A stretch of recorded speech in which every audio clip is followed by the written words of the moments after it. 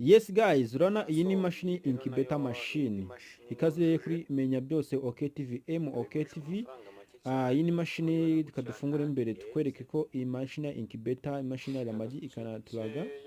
So tudatinze urabona iki gice cy'ibice bigize hejuru kuri mashini control temperature dufunguyemo imbere rero urabona ko hano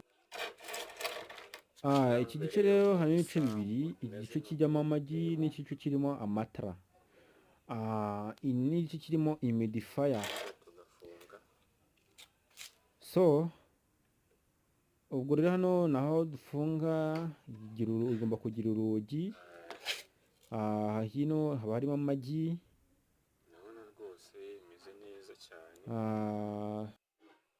Imashini ushaka kumenya nawe kuyiteranya cyangwa kuyikora biroroshye cyane, waduhamagara cyangwa se ukatwandikira kuri izo nomero ziri kuri sikirini yanyu.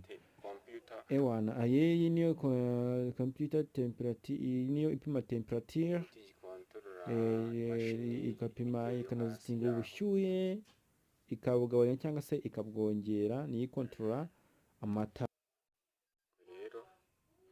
So ubwo rero ukeneye nyine waduhamagara cyangwa se nawe ukaza ukiga. Nyamuneka ubumenyi ni ikintu gikomeye cyane, ibyo wakora byose ugomba kwimikaho ubumenyi. Tumenye nk'uturusha dukeneye mu buzima, kutumenya biragufasha. Ushobora kujya ahantu udakoze ikiraka cyangwa se nawe ukiteza imbere mu bworozi bw'inkoko.